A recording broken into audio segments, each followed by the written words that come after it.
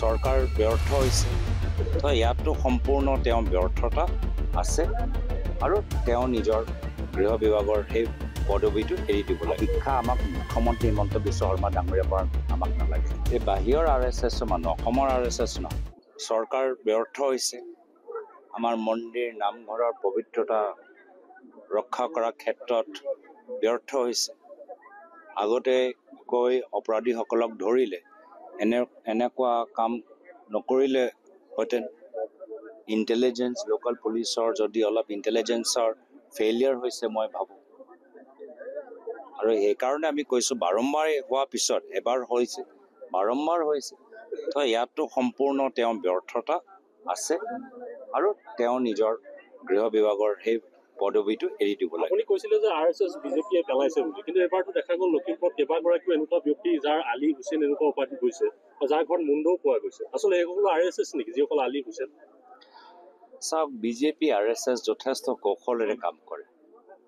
অন্ধ্ৰপ্ৰদেশত চাব, তাত এনেকুৱা ঘটনাত বিজেপি মানুহে ধৰা পৰিছে।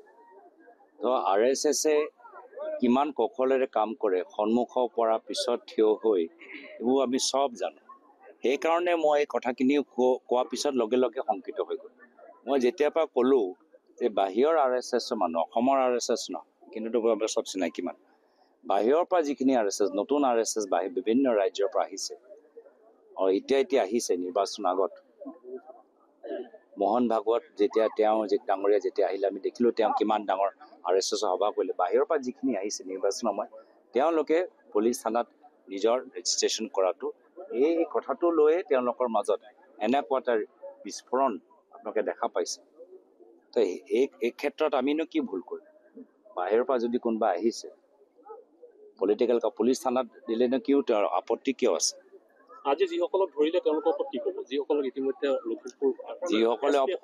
যিসকলে অপৰাধ কৰিছে তেওঁলোকৰ আইন মতে তেওঁলোকৰ ওপৰত শাস্তি হ'ব লাগে। কিন্তু বৰ্তমান চৰকাৰে কিয় ব্যৰ্থ হৈছে? ব্যৰ্থ কিয় হৈছে? এই ৰাজনৈতিক হিন্দু, হোৱাটছএপ হিন্দু এনেধৰণৰ কথাবোৰ।